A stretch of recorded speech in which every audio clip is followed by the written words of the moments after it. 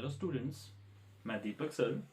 आज आपके लिए एक नया टॉपिक हम आपके लिए लेके आए हैं जो कि है हमारा क्लास 11th के लिए और जो है हमारा रिजल्टेंट वेक्टर।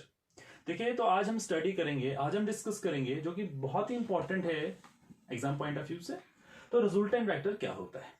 देखिए, रिजल्टेंट वेक्टर एक ऐसा सिंगल वेक्टर होता है, it is defined as that single vector which produces the same effect as is produced by all individual vectors taken together. Resultant vector एक ऐसा सिंगल वेक्टर होता है जिसका मतलब वही होता है जो वही इफेक्ट प्रोड्यूस करता है as is produced by all individual vectors taken together. For example, हम मानते हैं, हम सपोज करते हैं हमारे पास कुछ नंबर ऑफ वेक्टर्स हैं। सपोज करते हैं हमारे पास ए वेक्टर है, एक वेक्टर है ए वेक्टर और इसका मैग्नीट्यूड है 5 सेंटीमीटर, और हमारे पास दूसरा वेक्टर है नाउ बी वेक्टर जिसका मैग्नीट्यूड है 3 सेंटीमीटर, और हमने कंसिडर किया एक और वेक्टर सी वेक्टर और उसका मैग्नीट्यूड है 2 सेंटीमीटर। ठीक है, तो फिर इनका रिजल्टेंट वेक्टर क्या होगा? देखिए, अगर हम वेक्टर ए, वेक्टर बी और वेक्टर सी को ऐड करते हैं, for example vector A plus vector B plus vector C कितना हो गया? 5 प्लस 3 प्लस 2 कितना हो गया? 10 सेंटीमीटर। तो अगर हम इन वेक्टर्स को इंडिविजुअली ऐड करते हैं, इनका सम ऑफ करते हैं, तो कितना आया? 10 सेंटीमीटर। तो अब हम बात कर रहे हैं रिजल्टेंट वेक्टर की। तो रिजल्टेंट वेक्टर क्या होगा?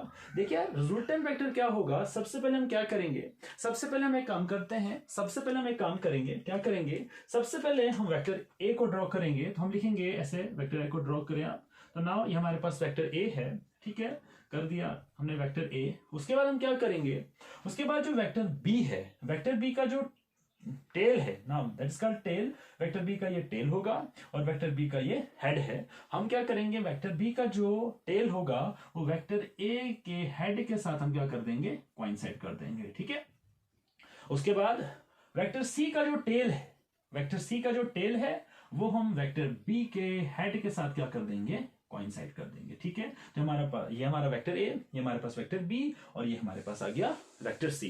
अब हम इसका रिजल्टेंट वेक्टर ड्रा करते हैं। हम क्या करेंगे, वेक्टर ए का जो टेल है, मतलब यहां से लेकर हम एक वेक्टर ड्रा करेंगे, वेक्टर ए के टेल से हम एक लाइन ड्रा करेंगे, एक वेक्टर ड्रा करेंगे, कहां तक? वेक्टर सी के हेड के साथ। ठीक है, तो हमने क्या किया, हमने वेक्टर ए के टेल से एक लाइन ड्रॉ किया, कहां तक किया? वेक्टर सी के हेड तक। तो now that is called resultant vector of vector A, vector B and vector C, and it is denoted by vector R. ठीक है, तो इस वेक्टर R का मतलब क्या है? इस वेक्टर R का मतलब है vector A plus vector B plus vector C। ठीक है, तो यहां पे क्या था, इट इज डिफाइंड हैज, देखो it is defined has that single vector. Resultant vector एक ऐसा सिंगल वेक्टर होता है which produces the same effect. तो उसका भी वही मतलब होता है, ये वही इफेक्ट प्रोड्यूस करता है जो सारे वेक्टर्स इंडिविजुअली प्रोड्यूस करते हैं। जैसे हमने क्या किया था, हमने vector A plus B plus C को हमने इंडिविजुअली सम किया था, हमें क्या मिला? 10 सेंटीमीटर। ठीक है, तो अब यहां पे R का मतलब क्या है, वेक्टर R का मतलब क्या है? तो वेक्टर R का मतलब है, now that is called resultant vector. तो वेक्टर R का मतलब है vector A plus vector B plus vector C। ठीक है, तो हमारे पास वेक्टर A का मैग्नीट्यूड कितना है? 5 सेंटीमीटर, हम लिखेंगे 5 सेंटीमीटर, B का मैग्नीट्यूड है 3 सेंटीमीटर और C का मैग्नीट्यूड है 2 सेंटीमीटर। तो हमारे पास दोबारा से कितना मिला? 10 सेंटीमीटर। इसका मतलब resultant vector is defined as that single vector which produces the same effect as is produced by all individual vectors taken together. ठीक है, उसके बाद इसके कुछ पॉइंट्स हैं जो कि एग्जाम में आते हैं ऑब्जेक्टिव्स में। तो सबसे पहले कहता है resultant of two unequal vectors cannot be zero. तो कहता है कि अगर हमारे पास दो वेक्टर्स हैं, दो अनइक्वल वेक्टर्स हैं, तो कहता है resultant of two unequal vectors cannot be zero.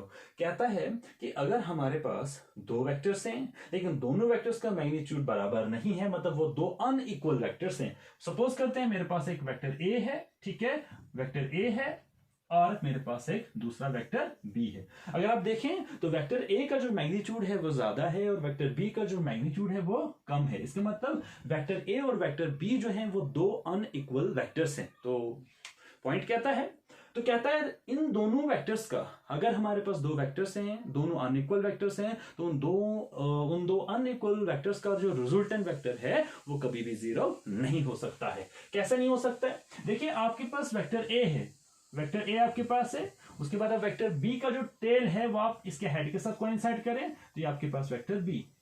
तो आपके पास अब रिजल्टेंट वेक्टर कैसे ड्रा करेंगे?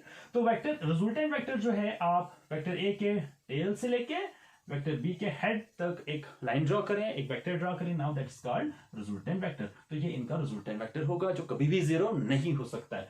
देखिए अगर हमारे पास वेक्टर बी ए का मैग्नीट्यूड अगर 5 सेंटीमीटर है, वेक्टर बी का मैग्नीट्यूड अगर 2 सेंटीमीटर है, तो यहाँ पे जो रिजल्टेंट वेक्टर होगा वो होगा vector A plus vector B, मतलब 5 + 2 7 सेंटीमीटर, जो कभी भी जीरो नहीं हो सकता है। उसके बाद सेकंड पॉइंट है, कहता है the magnitude A vector can be added to a vector। कहता है अगर हमारे पास एक वेक्टर है, कहता है कि अगर हमारे पास एक वेक्टर है, अगर हम उस वेक्टर को किसी दूसरे वेक्टर में ऐड करते हैं, A vector can be added to a vector and the resultant is also a vector।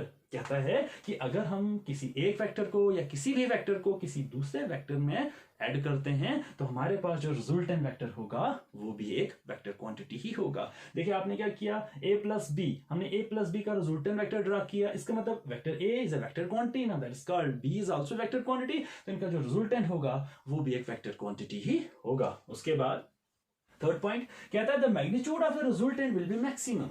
कहता है यहां पे हमारा जो रिजल्टेंट वेक्टर है, हमारा जो रिजल्टेंट वेक्टर है, इसका जो मैग्नीट्यूड होगा मैक्सिमम होगा। तो इसका जो मैग्नीट्यूड होगा कब मैक्सिमम होगा, कहता है कि the magnitude of the resultant will be maximum. कहता है कि अगर हमारे पास एक रिजल्टेंट वेक्टर है तो उसका जो मैग्नीट्यूड होगा वो मैक्सिमम होगा। कब मैक्सिमम होगा, कहता है if the two vectors are acting in same direction. अगर हमारे पास दो वेक्टर्स हैं तो उन दो वेक्टर्स का जो रिजल्टेंट वेक्टर होगा वो मैक्सिमम होगा। कब होगा, अगर उन दोनों वेक्टर्स की डायरेक्शन सेम होगी। ठीक है, सपोज करते हैं, तो यहां पर हम सपोज करते हैं हमारे पास दो वेक्टर्स हैं, तो मेरे पास यहां पे एक वेक्टर है, तो वेक्टर ए, ये मेरे पास वेक्टर बी है। तो देखिए मेरे पास दो वेक्टर्स हैं, दोनों वेक्टर्स की डायरेक्शन सेम है, तो इन दोनों वेक्टर्स का जो रिजल्टेंट वेक्टर होगा वो क्या होगा, मैक्सिमम। कब, जब दोनों वेक्टर्स की डायरेक्शन सेम होगी। और उस केस में, तो इस केस में दोनों वेक्टर्स के बीच में जो डायरेक्शन होगा वो सेम होगा, और इन दोनों वेक्टर्स के बीच में जो एंगल होगा वो कितना होगा, 0, क्योंकि दोनों वेक्टर्स की डायरेक्शन सेम है तो इनके बीच में जो एंगल होगा वो 0 होगा। तो यहां पे हमने थीटा लिया है 0। ठीक है, अब हम यूज करेंगे ट्राइंगल ऑफ वेक्टर्स से मैग्नीट्यूड, तो देखेंगे तो आर मैक्सिमम का मतलब है if two vectors are acting in same direction, now then their resultant vector will be maximum r for resultant and for maximum। तो maximum magnitude of resultant vector under root। तो देखिए ये वाला जो हमने लिया, ये हमने लिया ट्राइंगल ऑफ वेक्टर से, पैरेललोग्राम लॉ ऑफ वेक्टर से, तो वहां पे आपके पास निकलता है इसका मैग्नीट्यूड, तो under root a square plus B square plus twice A B cos theta. लेकिन अगर हम देखें तो हमारे पास जो थीटा है वो हमारे पास 0 है,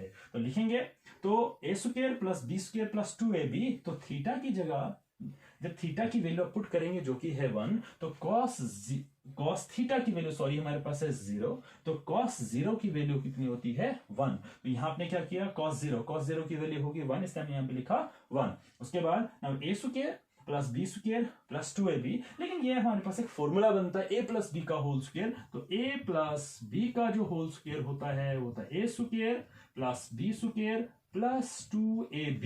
ठीक है ना, तो इसका मतलब a square plus B square plus 2ab की जगह हम लिख सकते हैं a प्लस बी का whole square. a plus B का होल स्क्वायर, स्क्वायर और रूट कैंसिल हो जाएगा, तो R maximum is equal to a plus B. इसका मतलब अगर हमारे पास दो वेक्टर्स हैं, दोनों वेक्टर्स की डायरेक्शन सेम है, तो उस टाइम पर उन दोनों वेक्टर्स का जो रिजल्टेंट होगा उसका जो रिजल्टेंट वेक्टर का जो मैग्नीट्यूड होगा वो मैक्सिमम होगा, क्योंकि यहाँ पे सम हो रहा है। ठीक है, उसके बाद लास्ट पॉइंट है इसका थर्ड पॉइंट, कहता है the magnitude of the resultant will be minimum. कहता है कि अगर हमारे पास रिजल्टेंट वेक्टर है तो उस रिजल्टेंट वेक्टर का जो मैग्नीट्यूड होगा वो मिनिमम होगा। कब मिनिमम होगा, कहता है if the two vectors are acting in opposite direction. Suppose करते हैं ये हमारे पास वेक्टर ए है, अब हम मानते हैं कि हमारे पास जो वेक्टर बी है इसकी जो डायरेक्शन है ये क्या है, अपोजिट। अगर आप देखें तो वेक्टर ए की डायरेक्शन आगे की तरफ और इस वेक्टर बी की डायरेक्शन बिल्कुल वेक्टर ए के अपोजिट में। तो कहता है कि अगर हमारे पास एक रिजल्टेंट वेक्टर है तो उस रिजल्टेंट वेक्टर का जो मैग्नीट्यूड होगा वो मिनिमम होगा।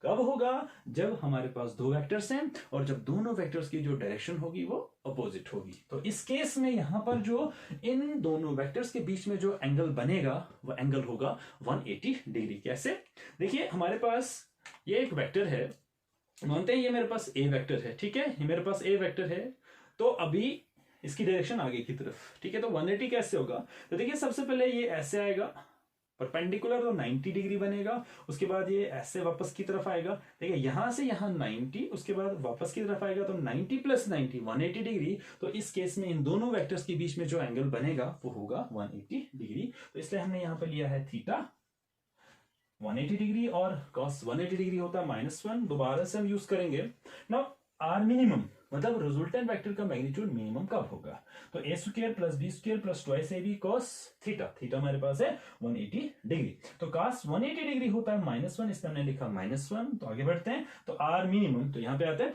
तो आर मिनिमम मतलब minimum magnitude of resultant will be minimum, ठीक है। तो अंडर रूट ए स्क्वायर प्लस बी स्क्वायर, अगर आप यहाँ देखें तो माइनस से प्लस इंटू माइनस माइनस होता है, यहाँ पे आएगा माइनस ट्वाइस ए बी, ठीक है। तो यह हमारे पास दोबारा से फॉर्मूला बन रहा है, क्या बन रहा है, ए माइनस बी का होल स्क्वायर, ठीक है, a square plus B square minus twice A b. तो यह आएगा a square plus B square minus 2ab, किसके बराबर होता है, ए माइनस बी का होल स्क्वायर। तो यहाँ पे स्क्वायर और रूट कैंसिल हो जाएगा, तो यहाँ पे आएगा R minimum equal to A minus B. इसका मतलब जब हमारे पास, अगर हमारे पास दो वेक्टर्स हैं, दोनों वेक्टर्स की डायरेक्शन अगर अपोजिट हो, तो उस टाइम पर उन दोनों वेक्टर्स का जो रिजल्टेंट वेक्टर होता है उसका जो मैग्नीट्यूड होता है वो क्या होता है, मिनिमम होता है। आई होप सो आपको ये समझ आया हो, बहुत ही इंपॉर्टेंट है। Thank you.